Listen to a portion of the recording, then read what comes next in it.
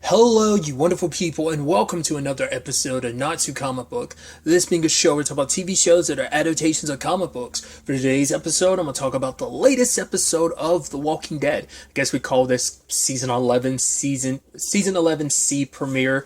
Either way, great episode. A lot of really interesting things went down in this episode, so let's break it down. So first and foremost, we're picking up with Hornsby as he's hunting down the rest of, Maggie and the crew, and so it's up to Negan to once again be the infiltrator. It's like, well, at least this time we're all in knowing that he's infiltrated the group rather than it just being Carol who knows that he's infiltrated the group. But it's like, yeah, it feels very befitting for him to be the inside man. Plus, he didn't have to play the role of an inside man necessarily. It's just kind of like, hey, you just had to be you, get in contact with people on the inside, because it's like, well, if we're not careful, they want to take out Hornsby, but they also don't know about what Hornsby's been able to get back to the Commonwealth. And luckily, because they couldn't get a signal out too much, got some stuff out, only about Daryl, but not the full scope of everything. So the whole situation in Commonwealth isn't really under his control because if he can get control of specifically the kids, he can use them as leverage to get everything and everyone on the outside to kind of fall in line, just kind of like he's kind of round up like all the other groups at the time, like he did at the end of the previous episode. But either way, but I do like that Negan being undercover, or at least being sent to to the Commonwealth. I don't know why, it just feels so. I don't know, like, the fact is having Mercer and Negan in the same scene together just felt like, I don't know, felt right for some reason. It just feels like these two characters, there's a lot of common ground there. It's like, you almost go like, I want to see these characters spend a little bit more time together, because I'd love to see, like, what shenanigans kind of ensue when these two are, like, together, and, what ends up happening on that front. But, I mean, he's not really a Negan. Obviously, there's he presents himself kind of, he could have been a Negan, but he's actually obviously a much kinder person at heart. I feel like, obviously, he's a little bit more like Daryl than anyone else, Mercer in particular. But either way, and obviously it's interesting because all this is going down while things are going down in the Commonwealth, because Pamela's trying to appease the population because they found out about Sebastian because of Connie. So it's like, cool, we need to rein this back in. She's trying to say, like, oh, my son didn't do it. It's like, she knows there's a good chance her son did, in fact, do it. But it's not even about, like, oh, because I care about my son and blah, blah, blah. Even Sebastian says, it's like, no, the Commonwealth is her kid. And protecting it comes first before me. Which is interesting considering it's like, right, Rosita being like, yeah. She's like, if you need my help, sure, but my family's always going to come first. So it's like, so it's just interesting, like, who puts what first, essentially, But it's like, yeah, Pamela puts the Commonwealth, but because I think it's like, right, this is a place that she built. This is a place that, like, her name means so much, and Sebastian threatens all of that by doing what he's done. It's like, well, to be fair, you let your son run rampant for too long without consequences. Like, so much stuff happened without your notice or your say-so. So you're kind of responsible for all that he's done because he ended up being the spoiled asshole that he is. And then we have Hornsby's people, specifically fake Stephanie, trying to, like, round up the kids. But luckily, Carol had them hide, and then they ended up leaving with Jerry. So things kind of worked out on that front. I also think it's not that much of a coincidence that the swarm happened to happen just while all this shit's riling up in, all this stuff is riling up in the Commonwealth, because we never found out what it was that Pamela, she said over the radio, she was like B-14. So, and that was also the thing, because Rosita was like, how did they get past, like, because they got through 3 different layers of guards to get that close to town, or at least they were about to puncture the 3rd layer. And Rosita was like, how did that happen? And Mercer's like, people not doing their jobs. It's like, no, I think they were doing their jobs. I think they were listening to her, and she probably told them, being like, B-14 must be a very specific plan or something, or maybe get me in contact with that group and had them stand down. That's what I'm thinking, because I'm like, it happens. Swarms can pop up all the time, but just they happen to show up now of all time. And then she's able to put the town on lockdown. And it's like, cool, everyone disperse your protest and wanting my son's head and go your separate ways. especially because she was kind of backed into a corner because no one was going to step down. Like, because she doesn't know who leaked it, but talking to Yumiko, she's kind of like, oh, I kind of have an idea. And even Yumiko's like, yeah, we're going to have to be careful. Because it's like, we might need to go when the time comes. But the thing is, it's like, they know Connie. Connie's not going to run from a fight. But it's like, you, Magna, it's like, you know better than anyone. You've always had a sense from the beginning about this place. And you're one that's always like, you know, when we get a sense that sometimes it's time to go, it's time to go. Well, she can't necessarily leave without her brother. But Magna's like, I'm not leaving without you. Because they haven't really... Everything going on between them hasn't really gotten back to where it was at one point in time. So... It is a situation of, you know, of course Magna's not going to go anywhere without Yumiko. She's like, I will drag you and your brother if I have to. So we'll see how things kind of go on that front. But I love when Carol and Negan, which it feels so right for them to be a team together again, being like, hey, I'm here because I need your help. And they're the ones kind of orchestrating everything, trying to find Sebastian so they can give themselves some insurance to be able to protect everyone that's inside, all their people that are inside of the Commonwealth. It gives them a better chance of, you know, and that's always Carol. Carol's always been the person that's always ready to have an insurance policy. Like, she's the one that's kind of, I mean, and I've talked about it time and time again, and especially because we're closing into the end. It is so wild to look at how so many of these characters have changed, but I think Carol in particular, because she's one of the OGs and she's changed so much because of every experience over the course of the show, whether it was her getting kicked out because of everything that she did at the prison and Rick finding out about it and kicked her out, but then like her coming back before they went to Alexandria. So it's like, so many pieces led to her, like so many things going a certain way led to her becoming the person she did. She's had her ups, she's had her downs, she's had gains, she's had losses. So just to be where she is right now, and just that she is the go-to person, like, all right, we need some shit done, let's turn to Carol. Like, she's the one, because even talking to Sebastian, he's like, man, Negan's like, I have seen this lady pull plenty of bunnies out of her ass. And I love the look on Carol's face. She's kind of squinting her eyes, like, she's like, I don't know how to take that compliment. It's like, but also like, probably she's thinking like, what instances have I been like a magician and pulled bunnies out of my ass? But it's like, all right, I get the point you're making, but okay. You know, it's like, right, Sebastian's laying low because he doesn't even want to turn to his mom because he knows his mom probably won't help him. So he's trying to duck down and lay low. And it's like, okay, I'll go with you, go see my mom. Because it's like, yeah, literally, you're in here. Because Negan's like, you are literally in here pissing in jars while everyone outside is literally trying to kill you. So I'd weigh my options right now. And Carol ended up being the best option. Granted, I'm surprised things went as smoothly as they did, because that guy was like, oh my god, I see Sebastian. And it's like, luckily other shit had all been riled up because like the guards are trying to put the people in their place, get them to scatter and go back home while everything was going on. So that kind of gave them enough coverage to get Sebastian to Pamela. But the thing is, someone probably might have gotten a glimpse of that, or at the very least because someone did see him, it's going to rile things up. But like, yeah, he's out and about. People are probably going to assume like, oh, where's he going to go? Most likely running to his mom. So that's not going to be too long before people come knocking at her door, but we'll see. But like I said, I still strongly believe Pamela is the one who set this all in motion just to buy herself some time. Like, I don't know, till she probably figured things out, or at least hoping that this disruption of like the walkers and stuff, because it's easy enough to be like, okay, you're so hurt because of people you lost. It's like, well, let me remind you, I'm here to protect you. So creating a dangerous situation that I can kind of use. Because like, if I could keep you guys on lockdown, keep you separated, not riled up, it gives me time to think, gives me time to breathe, kind of gives you time to like simmer down. Problem is, all that's going to do is make them stew more and more on their anger, because a lot of those people are people. It's like, no, I lost people because of Sebastian, that main couple being like, our daughter is never coming home because of Sebastian. It's like, he needs to pay for what he's done. So because holding the line didn't necessarily work for Mercer and Rosita. That one guy in particular, poor bastard, like Mercer was trying to hold on to him, and those walkers just ripped him to pieces. Literally got ripped in half. I was like, oh, you poor bastard.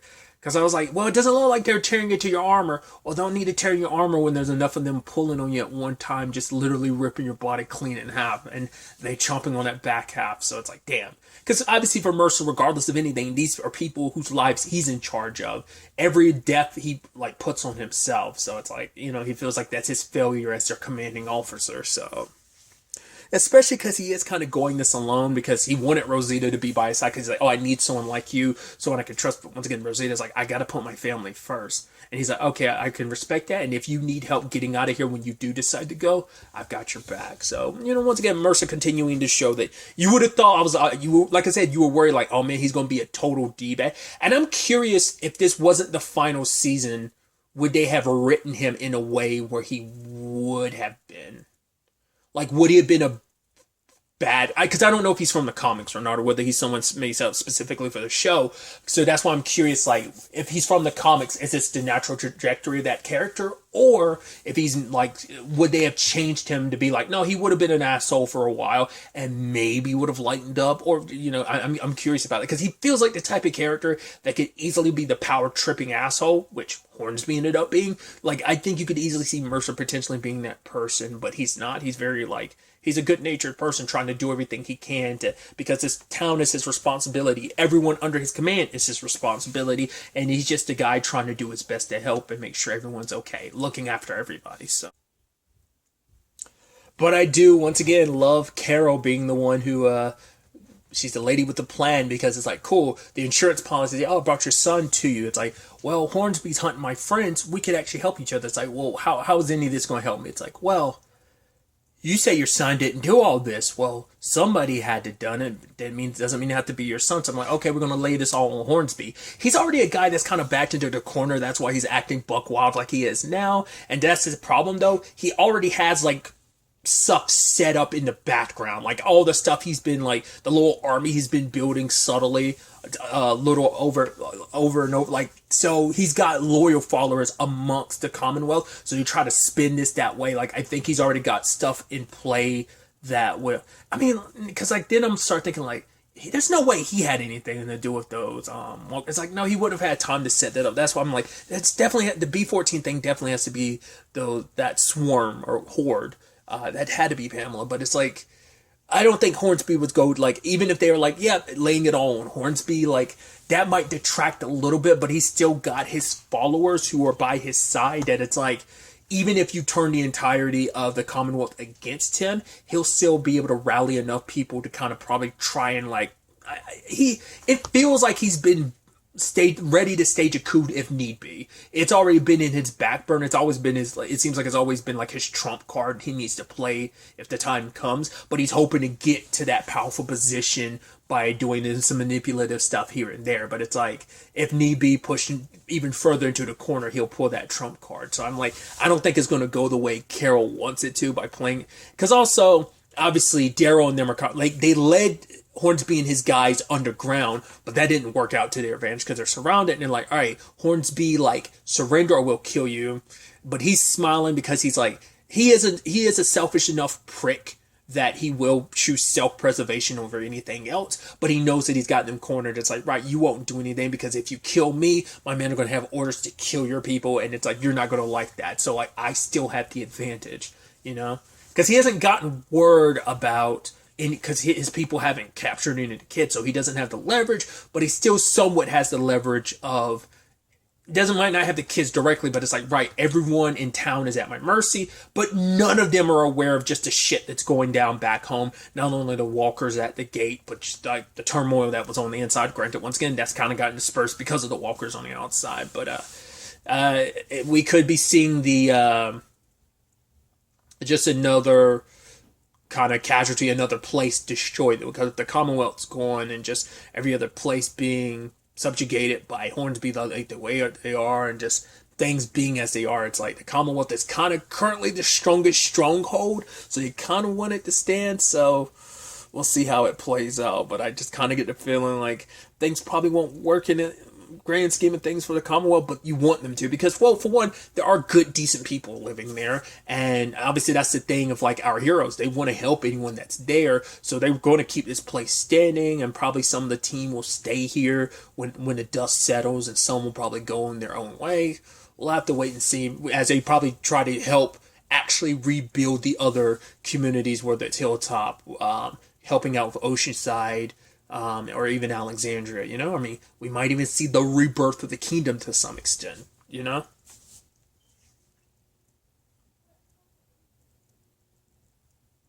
There was also this interesting line between Maggie and Daryl. It was about the whole Leah thing, and she's like, I know what you had to do, and she's like, I'm so sorry about the Leah thing. But for him, it's like, Glenn would want me to look after you no matter what, so you never have to say sorry to me about anything like that. It's like, you know, I got your back. It's like, it sucked, but he gave Leah a chance. He told her just to walk away. She had a chance to walk away multiple times. And I even love at the beginning about how obviously it's like, because I think it's Judith that's giving the voiceover, how I'm wondering when this is all over, will it time skip to an older Judith? Because spoilers, slight comic book spoilers that I know that's eventually what happens. Because I know, like, I think, once again, the show is so different from the comic in a lot of regards, but I know, like, Rick dies. I want to say at the very end of it. I mean, there's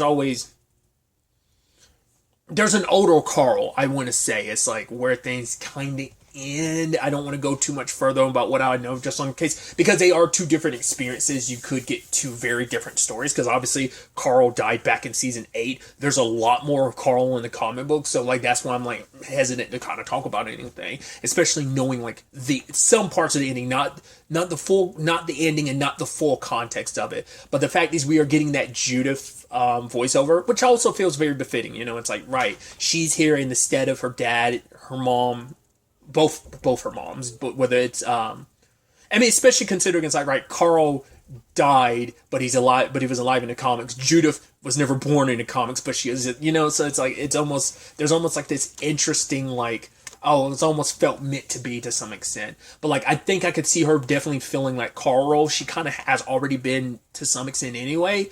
Because I think Daryl's kind of definitely feeling like the Rick role to some extent.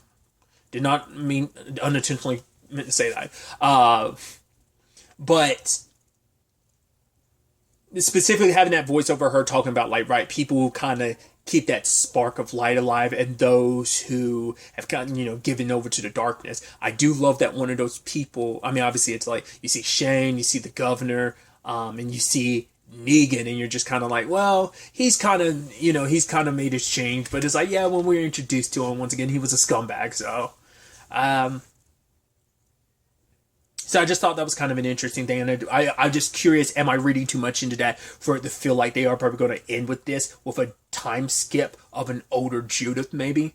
Once again, what that means in the grand scheme of things in conjunction with all the other shows, like, you know, that's definitely going to be interesting, like, you know, matching up timeline wise, because that one's going to be like, if they time skip heavily in the final episode, that gives so much leeway for like the other shows. There's going to be like, oh, this is like 30 years into the future, and that gives like 30 years for like the other shows to kind of fill in that time gap to some extent.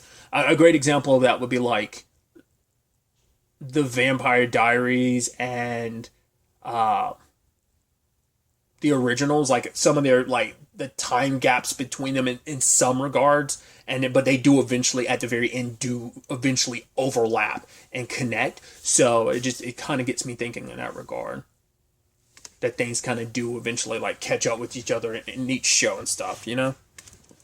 Very much in that regard, because like the originals was behind the Vampire Diaries, because the Vampire Diaries did some like time skips and stuff like that of its own, but like I said, by the end, like everything kind of equaled out, and like both timelines were like, shows were on the equal footing, like timeline wise. So I could definitely see this be that in the case, and the same thing applicable to all the other Walking Dead stuff, like Fear and in particular, and once again, like the whole World Beyond. I always struggle to, like, I always blink on World Beyond's name. Either way, once again, it's just a huge tangent, and I just kind of went on. Either way, we'll ultimately have to wait and see where everything ends up taking us going forward into the next episode. Once again, it's still wild to be like, wow, we now have 7 episodes of The Walking Dead left. That feels so weird to say out loud. And it's like, once again, we've been leading to it the entire season. No, final season, final 8 episodes in every package, but it still feels weird to be here with the final 8 episodes. Once again, now 7. It just feels so wild. It's definitely going to be interesting to see what happens next. But really, that's all I'm going to talk about. Till the next time we meet, be happy, be safe, live life to the fullest, live life to the fullest and enjoy it. Good day and goodbye.